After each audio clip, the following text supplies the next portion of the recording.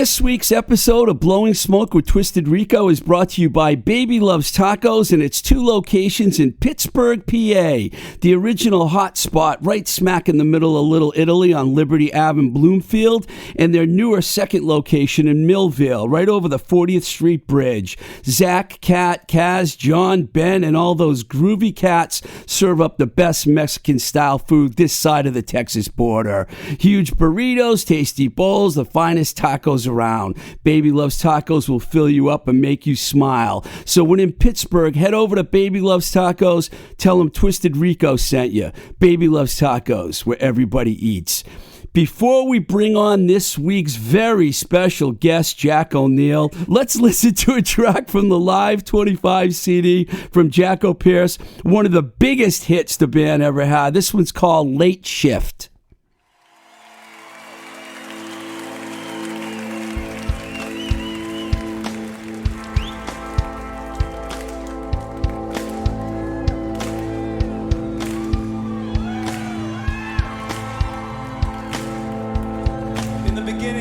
There were 2. A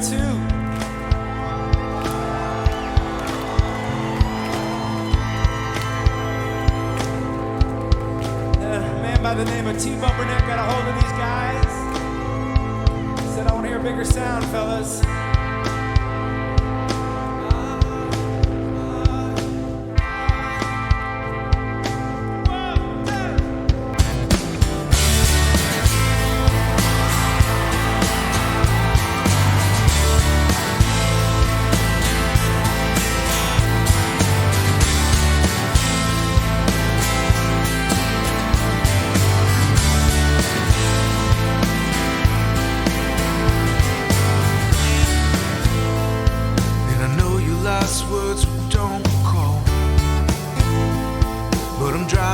Sorry night,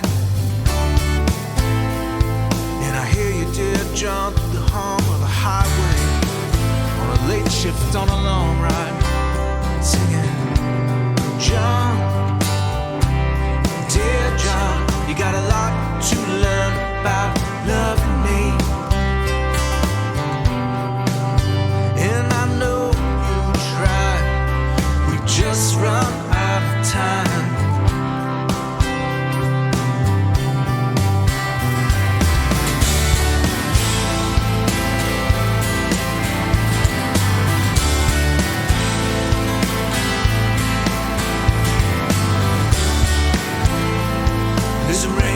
Shadows through my headlights on a stretch of road between dusk and dawn. And the first light I lose the running fight night. I stop to find phone and you're saying, John, dear John, you got a lot to learn about loving me. And I know just run out of time. You used all our time.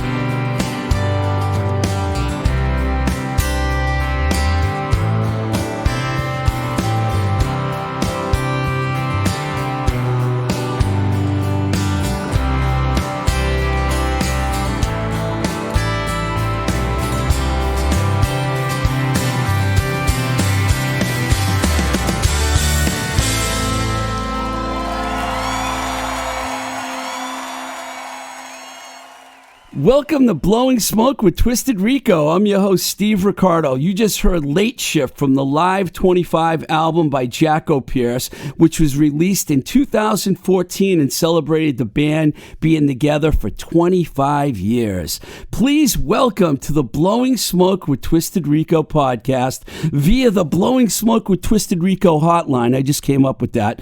Calling from New York City, one half of Jackopierce and my old buddy, Mr. Jack O'Neill. How are you, Jack? Steve. Oh, man. It's an honor to have you on the show. It's an honor, man. Well, it's so great to talk to you again after quite a while, man. Thanks for having me on. Yeah, it's my pleasure. We had such great times, and I can't wait to get into it. Before we start telling some good stories, I just want to share a couple paragraphs which I found at Jackopierce.com about the band for our listeners that may or may not be familiar with all that is Jackopierce. So let me just read this to you. Jack O'Neill and Carrie Pierce, the Jacko and Pierce, who make up the seminal duo Jackopierce, are celebrating 30 years of making music that has amassed a loyal following of millions of fans across the country and the world, with a super high energy live show and what the Dallas Morning News has called spotless harmonies. Jackopierce formed in 1988 in Dallas, Texas, as students at SMU. The duo steadily made a name for themselves, especially with two of their signature tracks, Vineyard and their version of the classic Please Come to Boston. They released 10 studio albums, 10, that's right, 2 for the major label A&M, where I met the band, toured 3 continents, 9 countries, and 45 states, amassing millions of loyal fans along the way. Over the years, they've shared the stage with John Mayer, Dave Matthews Band, Matchbox 20, Counting Crows, The Wallflowers, Sheryl Crow, Toad the Wet Sprocket, to name a few. After a 5-year breakup, the guys reunited in 2002 to test out the waters. They were warm, and city by city, Jack and Carrie got back out there to play for grateful fans that thought they would never see them again. The two now have totally renewed creative vigor, mutual respect, and deep gratitude for their fans. That's from Jackopierce.com. I actually saw the band, and it was the last time I saw Jack, in 2004 at a sold-out show right down the road at the Paradise Theater in Boston. So it's been a while. Oh, man. Hey, that's a pretty decent bio. Carrie probably wrote it because it seems like he would use words like creative vigor, mutual respect. How about very warm? That's a Carrie Pierce. Very warm. That's my boy Carrie. Well, it could be, or it could be David up at our management in Nashville. He's a wordsmith and become quite an adept editor of all things audio and visual. We have a management team in Nashville, and wow, we've been together. Sheesh, the years start flying, Steve. 10 plus years, 14 years, 15 years, I don't know. But yeah, we got a tight crew. So we are definitely, I'm based in New York City. Carrie's down in Dallas. David, our management team, is in Nashville, and we just we put it all together and been doing it that way for years. That's fantastic. I know the band mostly for years was a Dallas-based group, Before we get into some fun stuff about the band, I just wanted to ask you if you could just share with my listeners, how have you survived like the last year? Because it's been easily the most bizarre year of our life. I mean, what have you been doing, man? You're in New York City. Man. Well, that's a great question. I think, I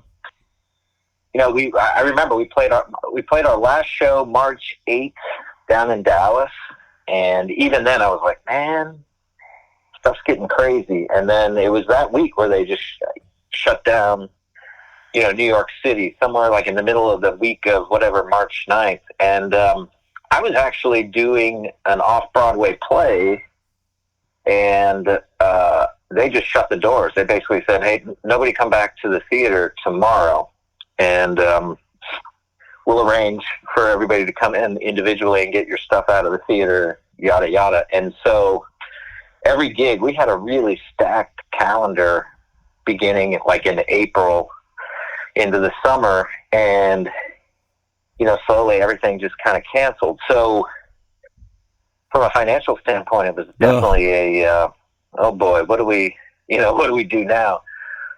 So what I started doing, and Carrie started doing, is, I don't know if you're familiar with StageIt.com, the platform. Yes. Yeah. So, man, I started doing a weekly, you know, every Thursday night at 8 p.m. Eastern time. I just started broadcasting a live acoustic show from my apartment, and I did that from April into September. And, you know, the beauty of it is it's a pay what you can kind of thing. So folks can literally watch a show for like 10 cents. And if they want to tip you during the show, they tip you. And, you know, our fans were fantastic, man. People would tune in and they tip money. So it wasn't like, you know, we were totally financially like at zero.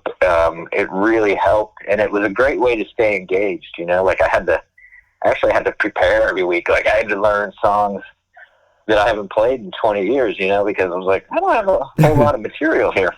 Well, I'm sorry I never caught one of those shows. That must have been cool, man, because I've always liked your style, man. So I would have totally enjoyed it. I did watch a video that you put up on your Instagram page recently that was fantastic. So I mean, I know what you're all about. Can we like go all the way I'm talking like all the way back. Like, when did you and Carrie realize that you had this magical chemistry, and how in the world have you been able to exist as a band this long? I mean, I know you took like a 5-year hiatus, but you guys have been doing this for a long time. When did it, I know you were in college when it happened. Tell us about that. Yeah, sure, man. Well, you know, Carrie and I met literally like the first day of college at SMU, and we were both there in the theater program, acting school. And the class was actually really small. I think there were maybe like 15 freshmen that were brought into the theater department. And we met the first day, and we just hit it off. You know, I think we both felt like kind of oddballs in the theater department, which is saying a lot. And then, we started, you know, we literally like got together in his dorm room and, you know, jammed like in our, you know, day 3 of our college experience. And, you know, we were just a couple of dreamers. And, you know, we started talking about what if we, you know, start an acoustic duo and started playing in some bars, and we could make money and drink for free. And, you know, we basically picked up a every Tuesday night gig at this little pub from a guy that we knew from a fraternity at school, from our fraternity. And he did this every Tuesday night thing, and he was graduating, and we auditioned, and we got the gig. Was this in Dallas? SMU's in Dallas, right? Yeah, SMU's in Dallas. Okay. And this was like a little pub in kind of it was kind of a strip mall. It's like a check cashing place now, but of course. We did that every Tuesday night for like 2 years. And it was just, you know, for 3 or 4 hours every Tuesday night, we just get up there and cover songs. You know, we started off pure covers, and then we started kind of just writing our own songs on the spot. You know, it was very freeing, because, you know, it wasn't like people were just sitting in there drinking, and we kind of do whatever we wanted. And we did that every Tuesday night. Then we got another gig where we did every Wednesday night. And then we were like, let's record a cassette. And so we made our first recording was a cassette, which is just insane to me. And from there we made a record. But, you know, even back then, you know, like it was early 90s, you know, and you know, there was still a feeling, and you could probably appreciate this, like, hey, you can't make a CD if you don't have like a record deal. What are you guys doing? And we didn't have a record deal.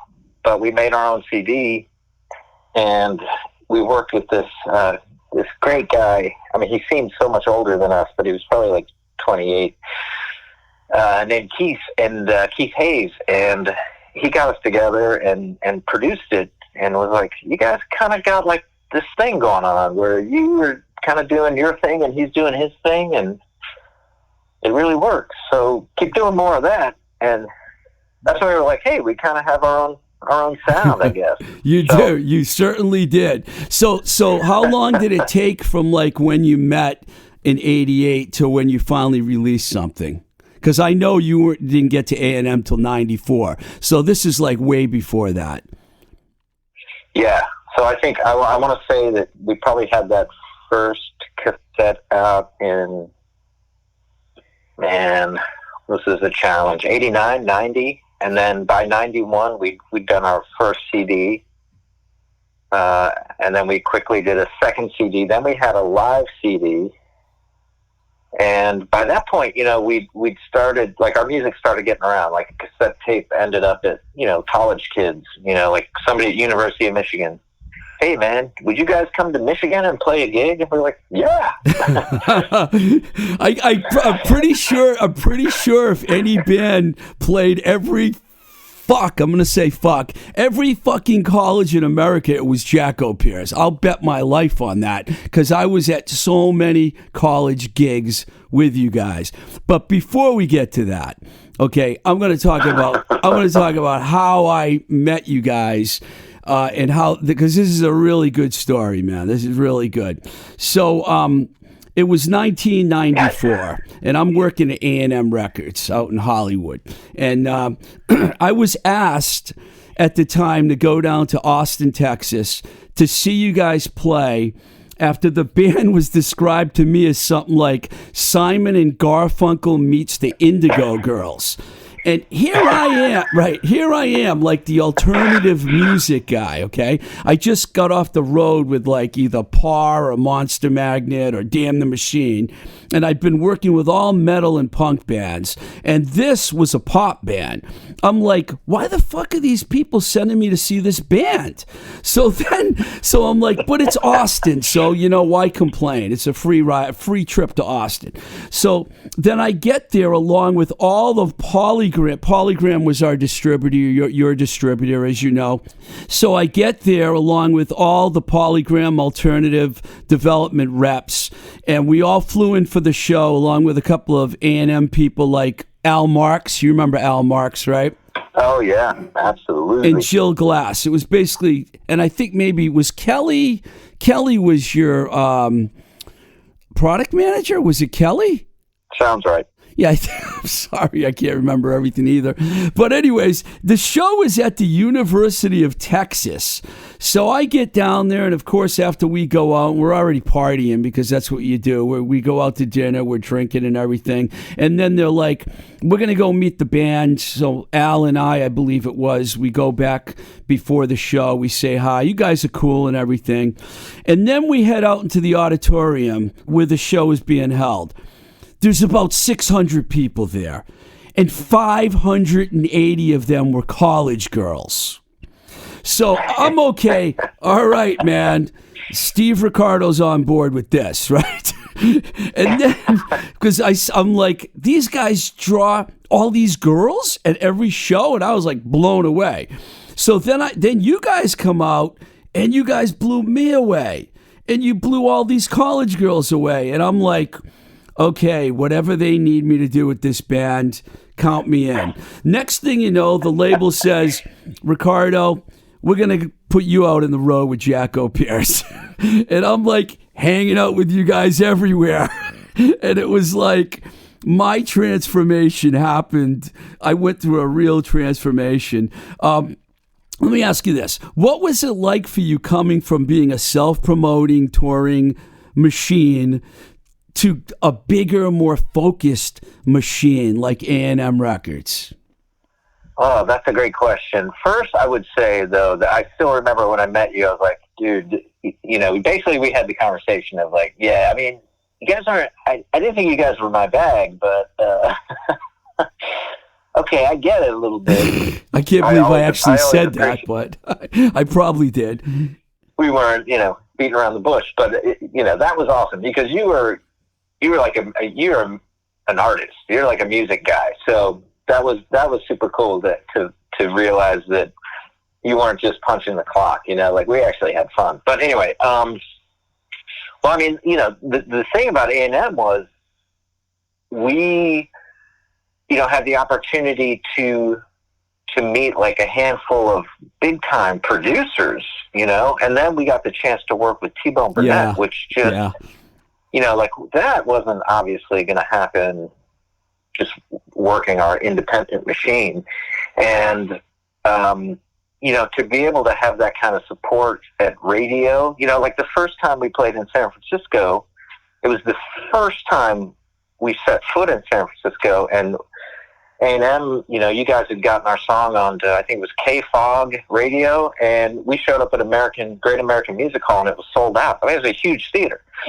That was, that was the power of having A&M Records behind us at radio and promotion, and taking what, we probably had a little foothold on the West Coast, but not so much. But that really pushed it over the edge. And that's when it was like, holy shit, man. Like, we're showing up in San Francisco, and this is a packed house, and we're playing, live on air radio, performances like everywhere we go. And, that was next level. That was really next level. I wasn't at that show in San Francisco. I don't know why, but I wasn't. But I did meet T-Bone Burnett because of you guys.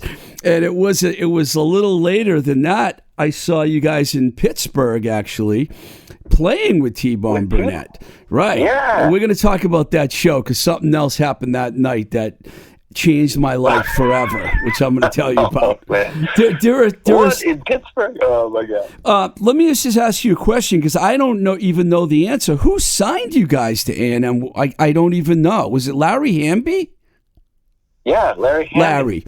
I had a feeling it was Larry. Hamby. Yeah. But He's just the sweetest dude. Yeah. It makes sense to me that he signed you guys. And, once you guys got signed, you basically got handed over to me and Al and Kelly and a few other people, and we basically had to it was our job, to make sure we kept you guys busy. And the radio and the publicity department did a really good job, which, I mean, I don't know what the numbers were, but they were probably pretty good. Bringing on the Weather was the first album that came out on A&M. There's so many good stories. I'm just going to start throwing them out there at you, Jack, and you can tell me what I'm nervous. You can tell me what you remember about these cities and dates when we hung out. Or I could be right or wrong, but I think my memory's pretty good. One I want to start with is our publicity department. I believe it was them got you on the Conan O'Brien show, and you guys went down there during the day and you recorded and you got to play with Max Weinberg. Yeah, he was the drummer. Weinberg was the drummer, right? Yeah. But East Street Band. Right, exactly. Pretty good stuff, man, for your first TV appearance. I wasn't there when you did the show, but we met up later on, and I can't remember the bar. But we had a bunch of people there, and we got the bar to put the show on the TV. Do you remember that? We were all sitting there watching you guys on TV. Yeah, and I want to say, I could be mixing up stuff, but I want to say that Janine Garofalo was the guest, and she was there? Is that possible? Yeah, that is possible. Yes, that is very possible. I remember that. She was there, and there were a lot of people there. Somehow the word got out that we were going to be hanging out. I can't remember the bar. It was downtown somewhere in the Village. You didn't have a show. We just went there to watch you guys on TV because we were all in New York for that because that was pretty huge. And I watched the video, actually. In my mind, I saw Paul Schaefer, and he wasn't even there. So I don't know. An acid flashback or something. I don't know. But it happens. It happens. I got a bunch of cities here, so I'm just going to talk about different things. We spent a lot of time in Atlanta. For some reason, you guys were down there a lot, and one thing I will never forget is that Sheryl Crow, Blues Traveler, and Jackopierce were all in Atlanta together playing all at the same time. So the night before, you guys had this live radio thing, which I took you to. I went out with Sheryl Crow's band and Blues Traveler and about 20 of us, and we broke the sake record at this Japanese restaurant. And then later on, we go to this college bar, and Al's like, Steve, go tell that band up there that Sheryl Crow and Blues Traveler want to jam. So I'm like, what the fuck? I don't care. Okay. So I go tell them, and they take the stage over and start jamming. And I get back to my hotel like very late, and I have to take Jackopierce to a radio station at 8:30 in the morning. So when I get there, the first thing Carrie Pierce says to me, he goes, Steve, you want a mint or some gum or something, man? You smell like a brewery. And I'm like, dude, I've been partying with Sheryl Crow and Blues Traveler all night. What do you expect? And do you remember that radio show on the? I totally remember the radio show because I absolutely remember it because I had a little crush on Sheryl Crow, but I remember the radio show. What I'm kind of bummed about is I missed out hanging out with you with all those guys. Like, was I playing a show that night? I don't know where you guys were. Fun. I think you guys were in Athens, or you had a show in a different city. And it couldn't have been easy for you guys to have to be at this radio station at 8:30 in the morning as well. It was 93 Rock or so. I can't remember the station, but that was one thing that popped in my mind because we hung out down there a lot. And I mentioned Pittsburgh before, and you guys played with T-Bone Burnett at the Rosebud. And I also remember that night because I met a girl who sat at the table with us. My friend Heather, she's in Colorado now. At the time, she was a graduate student at the University of Pittsburgh. And I met her, and we ended up seeing each other. And I met her at a Jackopierce show. And we are still friends to this day. And in fact, she sent me a message this morning wishing me luck. No way. I swear. Because she saw Jackopierce for the first time at that show. She had tickets to see you guys in Colorado this year, and the show got canceled during COVID. Oh, man. So was in Denver, maybe? Yeah, she's in Denver. Probably exactly. Denver. Yeah. All right, she's got to say hello next time. I told her she has to. Yeah. But you guys were great that night, and you opened for T-Bone Burnett. Do you remember that show? I do indeed, because my family is actually from Pittsburgh, and we never really. I mean, when I say we played in Pittsburgh like 3 times in our entire career, that's probably true. And that was one time with T-Bone and Sam Phillips. His right. At the time. Yeah, actually, I think it was billed as a Sam Phillips show, and T-Bone Burnett was playing with Sam Phillips. Is that possible? Actually. Yeah. I totally forgot that. That's right. Thanks for reminding me about that. And I think, but I do think that we went to, you guys took us to, like a CD manufacturing place, like we were doing that part of the whole behind the scenes stuff where we'd go in and bring pizza to National Record Mart. CDs. You have a great memory. Yeah. It was National Record Mart. National Record Mart was a big one-stop for the Midwest. They handled like the whole Midwest. And I remember we went there and they had pizza and everything. I totally forgot about that. Yeah. I remember the girls, but I don't remember the record stores. That's all right. That's all right, man. That tour, though, I'm pretty sure was the time I went with you guys to we went every college city in upstate New York. We went to all the radio stations. I posted a photo on my Instagram page today. It was the 3 of us and we were at a radio station, and I think it was in Rochester, New York, or Ithaca, or Syracuse. You guys were popular in all those college towns, man. So that was like that's what I loved about being on the road with you guys. We always were at like a cool college, you know?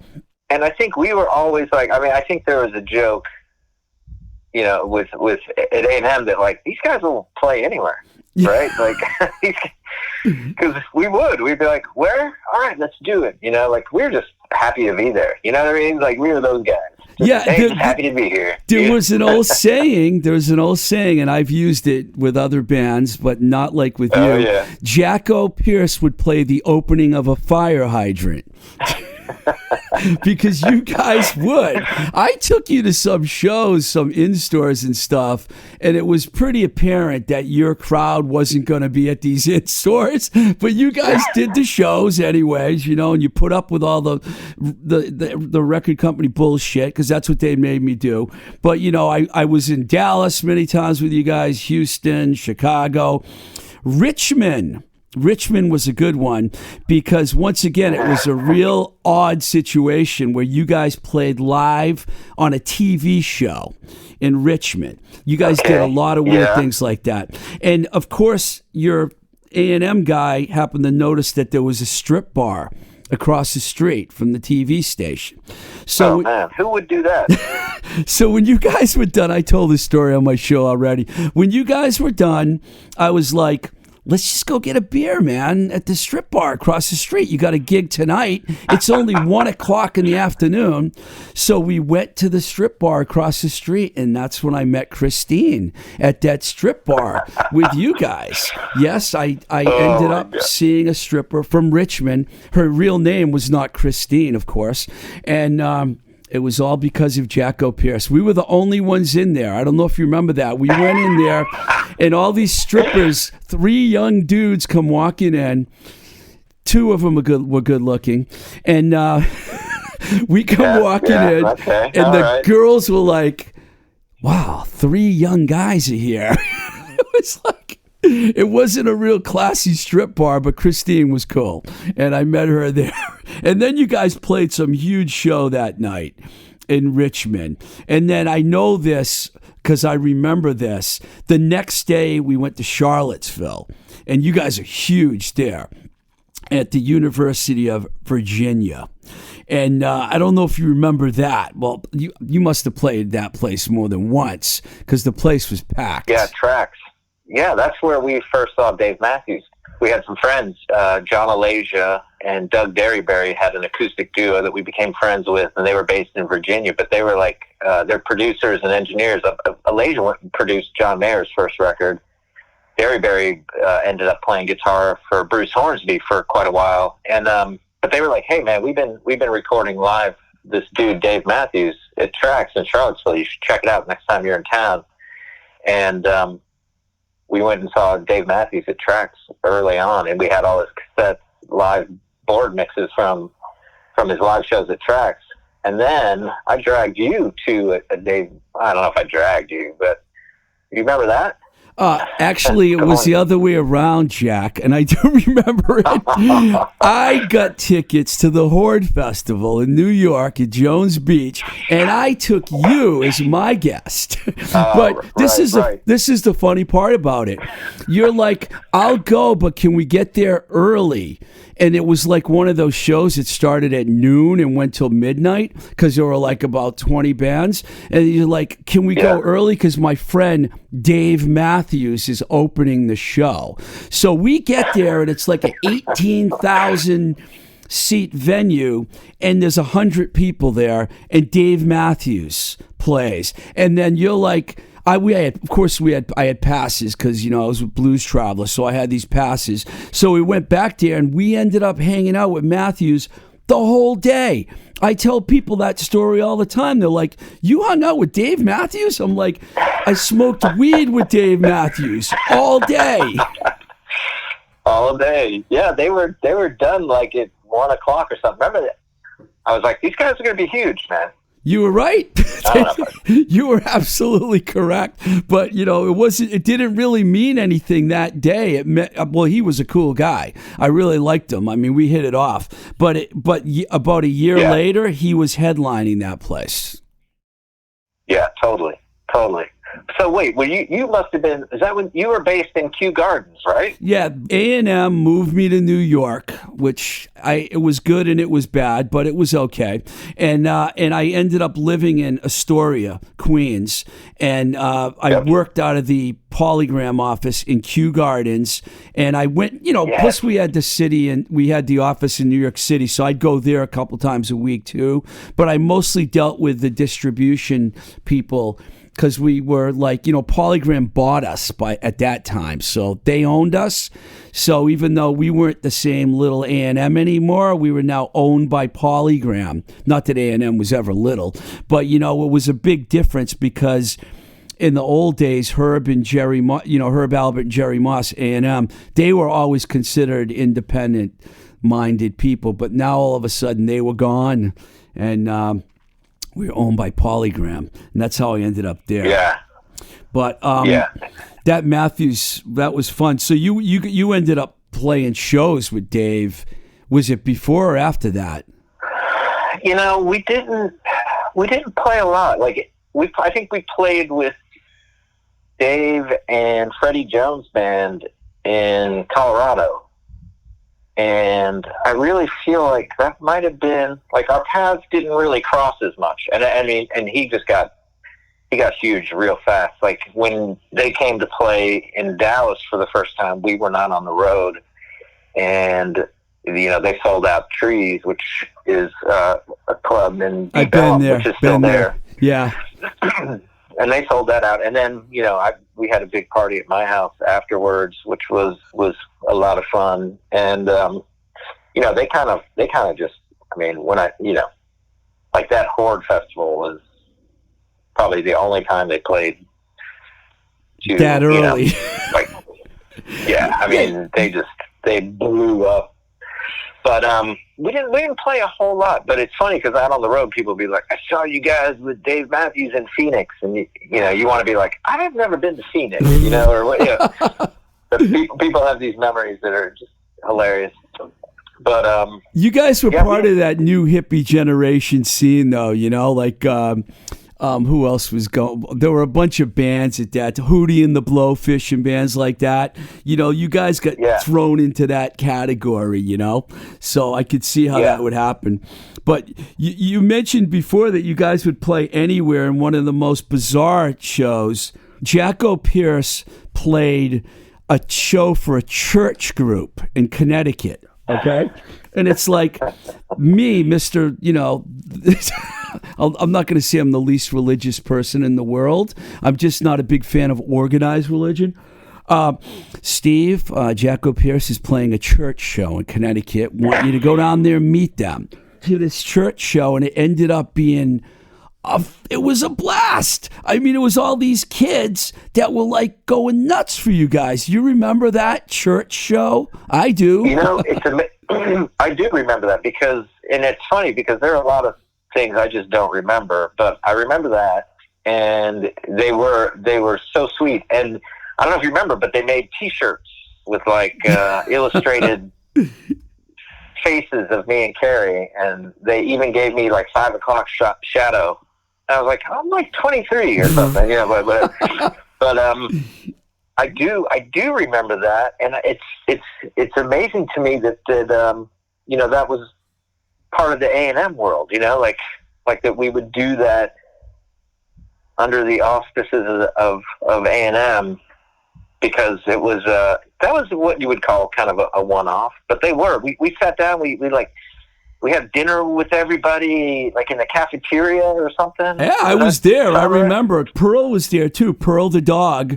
I remember you guys took a dog on the road with you, which was really cool. You didn't really have a tour bus. You had this really weird, it was like a RV thing.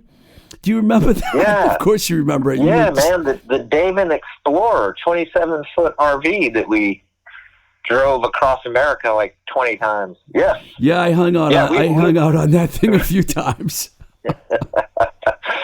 That was awesome, man. Wow. Well, we used to do stuff like we'd pack in Vertical Horizon. Like we'd have like Vertical Horizon.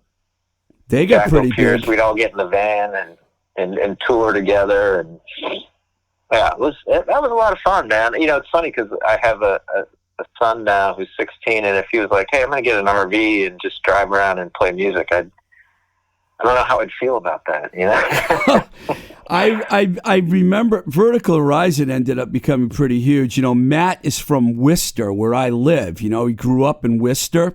In fact, I'm gonna get in touch with him and try to get him on the show. But I met those guys. They were opening for you guys when I met them. They were like your opening band on a few, more than a few shows. And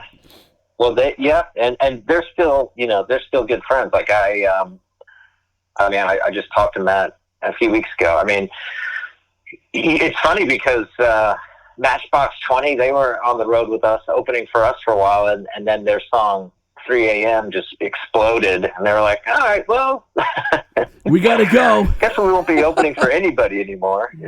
Well, now I know who to call when I want to get Matt from Vertical Horizon on the show. Done. I think he'd do it. Hey. He must remember me, man. We had some fun together. And there was the guy Absolutely. from what was the guy's name from Chicago? Aware, I think, was the name of his label. Yeah, Greg Latterman. Yeah, Great guy. Man, great dude, and so instrumental in our and you know, our success, because he approached us, you know, somewhere on the road.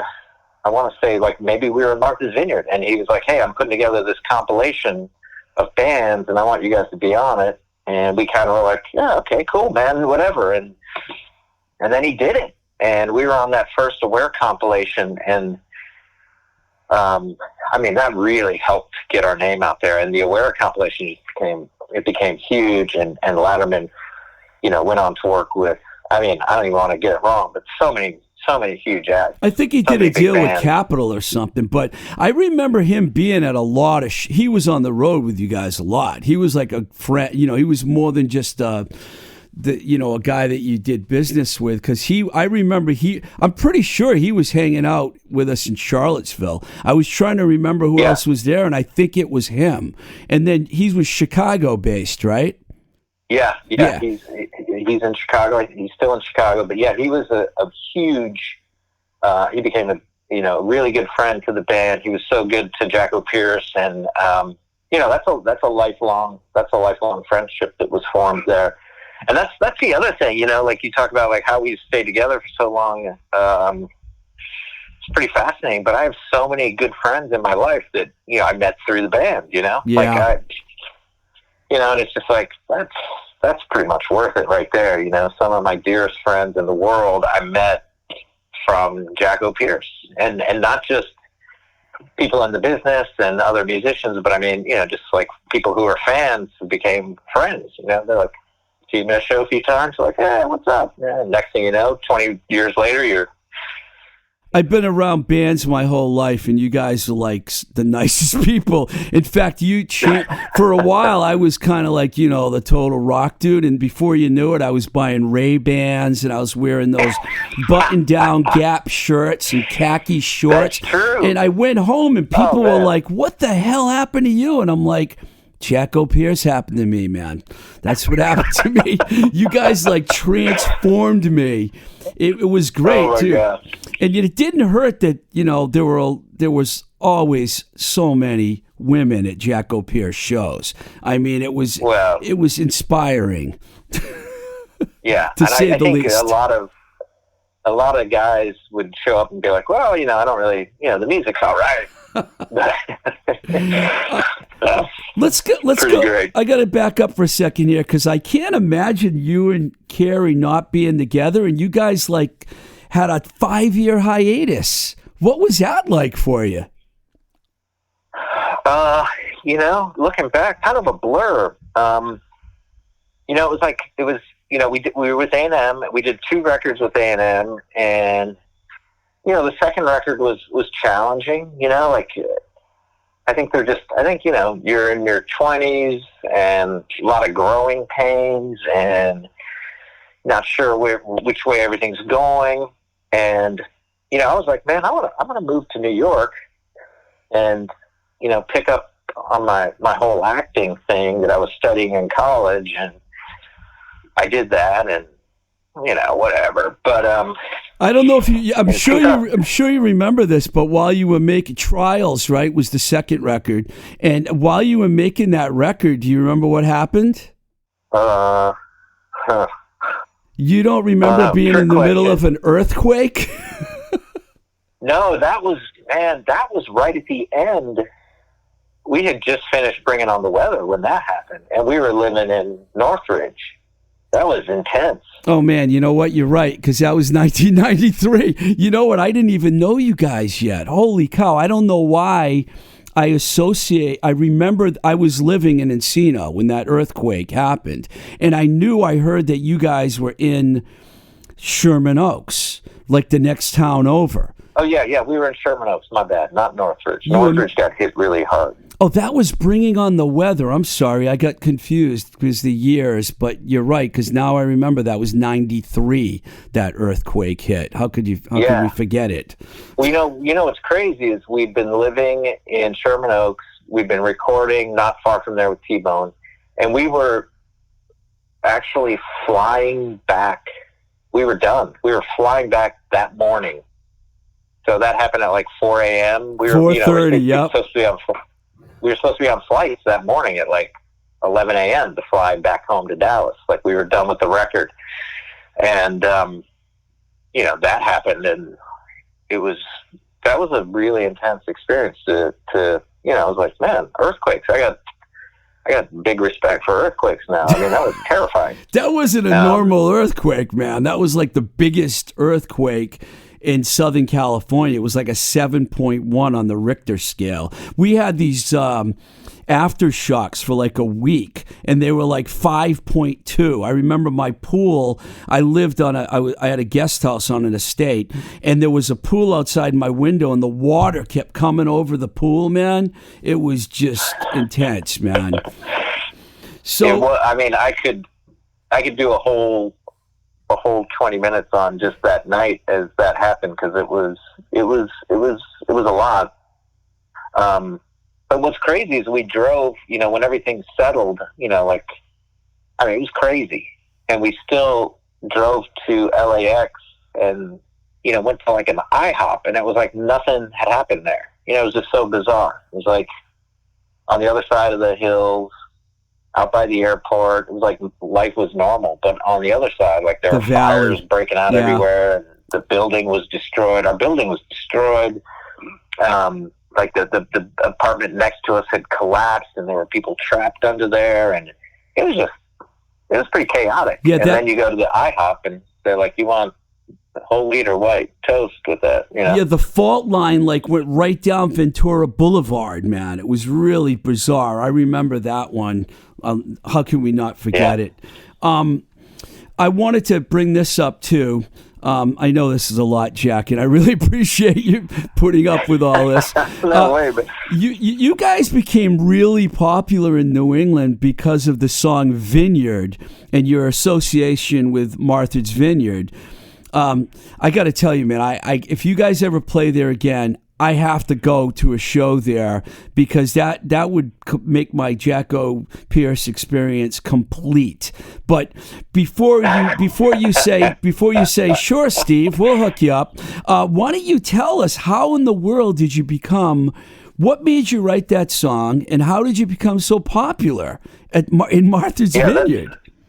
That's a great question. Well, Carrie's family has history up there. Carrie's dad is a sailor, and Carrie's uncle actually is a full-time resident on Martha's Vineyard. So it's part of Carrie's family DNA, is that whole New England coast and ocean vibe. But a good solid heartbreak is always the impetus for some great stuff. So Carrie, was in a relationship with a woman down in Texas, and she broke his heart. I don't want to speak for him, but she broke his heart, and I think his folks were living in the Northeast, and he went home, and they were like, why don't you just head over to the vineyard for, a few days and just kind of get your shit together. And he went over there and he met somebody, and it and inspired the song. So it's like a true Wow. story, and it's a great story. And I think that's one of the reasons the song is so fantastic, is that, yeah, it's real. I mean, you can kind of tell it's legit. Did you, story. How many times would you say you guys have played there? Do you have any idea? Oh, not as much as you would think, because it's such a difficult place to get to. But I want to say, in the vineyard, there was I can't quite remember the name of the club, but they had like a band house. So if you came out to play shows there, you stayed in this band house. I want to stay in that band house. And I remember one time, the band, and I think we might have been there with Vertical Horizon, and we just had a bunch of dudes, and we all rented mopeds. So we had like 20 mopeds parked out in front of this band house, and we were just tearing around the island, and driving these mopeds down to the beach, and it's just so much fun.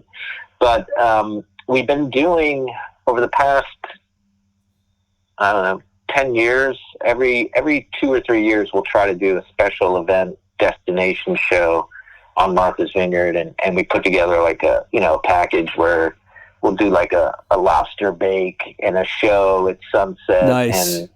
And just give everybody an excuse to get out there. We've played the Whaling Church there, which is just beautiful. So we played the Whaling Church a few times.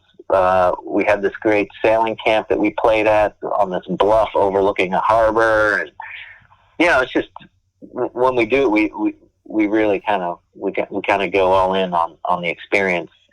Hopefully, this year, a lot of our plans obviously got blown up, but it's possible next year. But it's just so hard to plan right now. Well, I'm going to be waiting. I will definitely. I'll let you know.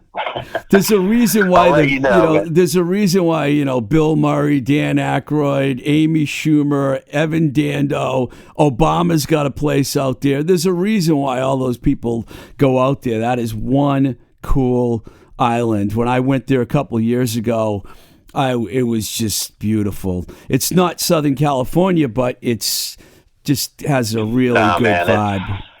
It's gorgeous. I saw John Mellencamp out there, and I was like, wow, he's one of the last dudes I was expect to see on Martha's Vineyard. But saw Mellencamp and I guess his wife, I can't remember who it was, but just walking down the street. Cool. Like, hey, that's crazy. It's a really good vacation spot for sure, man. For the wealthier, the better. For that place, it's not cheap. No, but I mean, there's a couple of spots that are really well known, like where you come in on the ferry. But the last time we were there, we spent a lot of time out west end of the island, and it's just, it's just Aquina.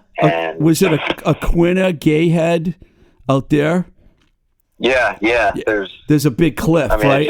In an old. There's a lot to explore. Yeah. I loved it, man. Well, I hope you guys get there. Okay, I got one more thing for you, and then I'm going to let you, go back to acting class or whatever, whatever you got going on in the big city.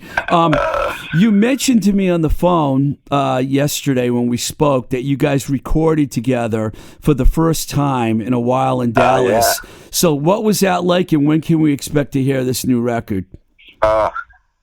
Yeah, great question. Yeah, so we're super excited because we had plans back in April to get in the studio to work on a new record, and that didn't happen. But we managed to work it out in November and the beginning of December. We spent about 2 weeks all in working on a new record down at Modern Electric Sound Recording studio down in Dallas, Texas. And for the first time in a long time, we got, a few musicians together, our band, the Mustangs, and we recorded live tracks. Nice. And, we've made some records over the past few years. And a lot of times it's, we're working with musicians in different locations. It's been a while since we all just got in a room, a big room, by the way, and with masks, and tracked live. So we're super excited, man. It sounds great. Taylor Johnson is our producer. He's based out of Oklahoma City. He's tight with Graham Colton, who Carrie had produced way back, and is a great songwriter based in Oklahoma City. So, we're excited, man. That's going to be coming out. We're planning to have it out in April, and it'll be the first new music we put out in about 3 years, and it feels really good. And especially in this year, with not playing, you go from playing all the time, being out on the road, to not. It just kind of felt good to be moving forward, at least in some kind of fashion, Yeah, and I can imagine that once this pandemic is over and that record comes out, you guys will be back on the road again, because that's where you belong. And I hope that you guys come through here, and maybe we can get you and Carrie to come in, and we'll do a live thing in the studio here, because I would love to have you guys that would be a blast here. But thank you very much, Jack. It's been an honor knowing you all these years, and I'm glad we could reunite. Man. Well, Steve, look, man, I'm so psyched to reconnect with you, and you're the real deal, man. Hey, by the way, I still have a copy of Mood Swings. Wow, boy, that's a well-written piece of Bukowski. Know this about you, man? Do they know? Some people have copies of that book, but thanks for bringing it up. Now everyone's going to know, and that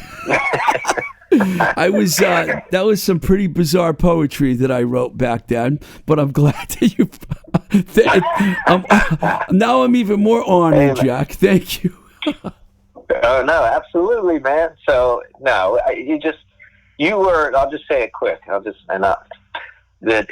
the entire label experience, there were, we met a lot of people from the labels and stuff, and few were as genuine and real and memorable. I'll just say that, and good friends. So I'm just thank you. Like that we reconnected, man. Thanks for having me on. Yeah, you're so cool. I've always loved you, man, and I love Carrie. You guys are like the nicest people probably that I ever met in the record industry. I'm not kidding. What a love fest, huh? What a love fest, people. I know. But edit this out, man. Yeah, we gotta stay in touch, though, man. And thanks, man, for coming on, and good luck down there in the Big Apple, and be careful. All right. All right, thanks, brother. Thank you very much. We'll talk soon. All right. Take care, man. Okay, bud. Bye. All right, bye. Wow, that was special, very special. I mean, I didn't know if I could get Jack to come on the show, and I reached out to him, and he said yes, and boy, that made me really happy. So let me see if I can hold myself together here after that love fest. It's really important. I got to remind you guys of this like I do every week. It's really important that we continue to support the mom and pops and independent shops out there, like Baby Loves Tacos, which we mentioned at the beginning of the show, and places like JLS Design in Leicester, Mass, and the Moonbeam Cafe in Oakmont, PA, and Honest Taqueria, and the Record Archive in Rochester, New York, and Diesel Cafe, where I went and got an iced tea this morning in Davis Square, Cambridge, and Book Lovers Gourmet, my hometown of Webster. And I could name so many more, and I should be naming more of these stores, because, they're all like places that I like to go to, and the people are nice, and it's been a struggle keeping the businesses going during these really difficult times, man. So support them. They need your help. I want to thank our engineer, Nick Z. He's doing a great job over here at New Alliance East in Somerville, Mass. And if you want anything mastered, or you want to do some recording, get in touch with Nick. I really made him work hard with that radio show last week. And I want to mention before I leave that, you can hear the show on iTunes and Anchor and Spotify and everywhere, but YouTube blocked it. So, I try and put all my shows up there because some people like YouTube, but they said, no way. We're not going to let you play all this music by these independent artists that are having a hard enough time making money or whatever. No, you can't. That's a whole nother story. I'm going to get into that down the road because that kind of bummed me out because I want to give those kind of bands exposure, And I'm going to ask you, I don't really ask a lot, but I'm going to ask now. Please consider supporting this podcast at patreon.com/Twisted Rico. It does cost money, believe it or not, to keep this podcast going, and any kind of contributions that you do there on a monthly basis will be very well appreciated. You can contact me anytime at twistedrico@gmail.com.